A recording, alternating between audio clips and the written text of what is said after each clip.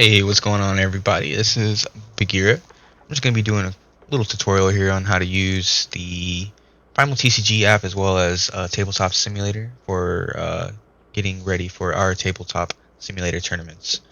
So the first thing you're going to want to do, obviously, is download the Primal TCG app.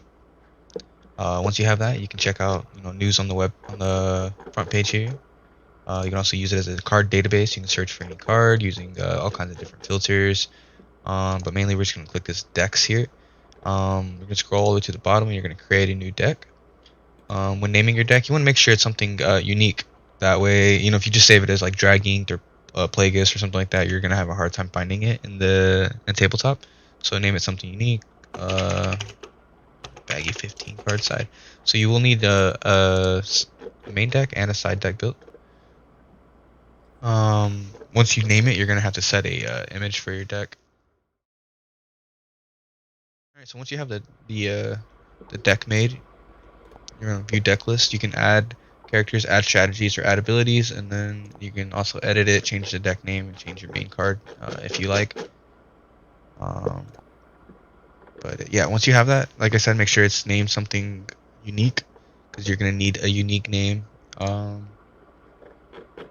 So yeah, once you have your deck list ready on your main deck, that is 50 cards, as well as your side deck, that's gonna be 15 cards.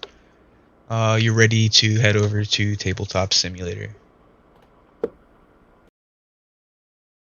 Alright, once we have Tabletop Simulator installed, you're going to open that up. You'll see on the landing page here you have two options to either join or create a game. If you're hosting the table, you'll need to create. Otherwise, if you're just joining, you'll click join, and then up here in the search bar, you'll just type in whatever your opponent tells you the table name is, and then you'll put in the password that they give you, and then you'll connect to the table that they're hosting. Otherwise, if you're the host, you'll need to click create multiplayer, and then you can name your server whatever you want, put a password, and then max players. We usually do about 8, just in case a judge or something needs to join your table. Once you have that, you'll create your server. You'll come down to the blue workshops, and you'll find the Primal Trading Card game, and click that. This is the table here. It's just a endless sea of red and 2 playmats. Once you load in, you automatically get put on one of these seats. So player one here is white, and then the other player, I believe, if you click your name up here in the top right, you can change color. Yeah, the other one's red. You can also change to be a spectator if you're not playing the game. You'll also want to make sure your rotation degrees is set to 90. If it is not set to 90, cards will take forever to rotate around whenever you try to injure them, and this is just so much easier. If you click the load custom deck up here in the top left, this is where you're going to actually import your deck from the app. So you just type in the name of your deck and click search, and then you'll see it pop up here. Once you click that, it'll take a couple seconds and it'll even freeze up your table a little bit, but then it will import here into the middle. There we go. All right.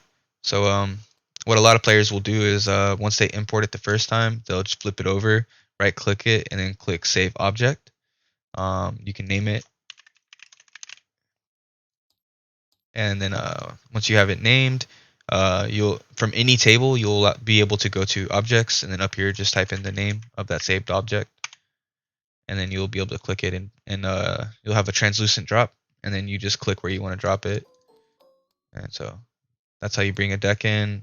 This way your opponent doesn't get to see that top card of whatever it is in your deck.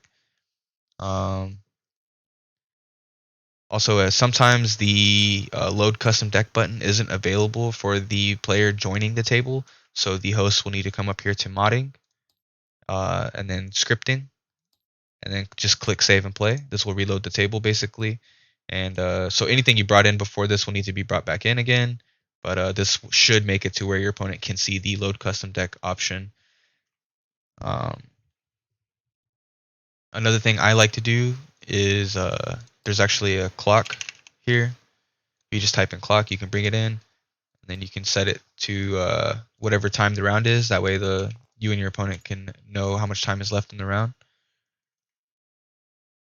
Other than that, that's pretty much everything you need. Really, the biggest thing is rotation. I'll show you some quick keywords that work as well. So obviously, long pressing the left, you'll see it pick up the deck. Once the deck is up, that's when you can move it around or put it wherever you need to. Same thing with single cards. Um, you can just move it around by dragging it. You can right click to have options for those cards, or even for this. E and Q are your rotation. So if you press Q, it'll rotate to the left. If you press E, it'll rotate to the right. This is 90 degrees, like I said. If you have it on default, which is 15 degrees, it will spin for a very long time and take forever, and you'll find yourself going into time in all your matches. So make sure that's 90.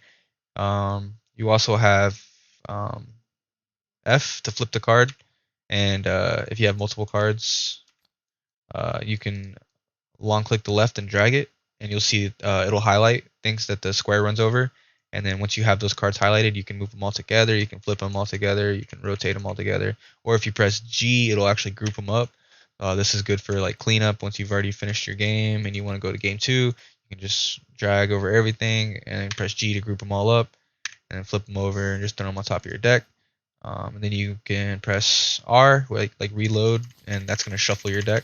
Alternatively, you can pick the deck up and just shake it with your mouse, and that'll shuffle it. We do have a couple of other hotkeys over here on the right that you can see, but you do need a number pad to be able to use these, which I do not have, unfortunately, to show you. However, you can raise your turn counter, you can lower it, automatically give your opponent a battle reward. So it'll come from the top of your deck automatically over here without you having to go, okay, here's two. And then you can automatically burn a card. So there's a couple of really cool things built in on the mod. There is a rule book. It is an outdated rule book from the 0th edition. However, a lot of the information is still correct.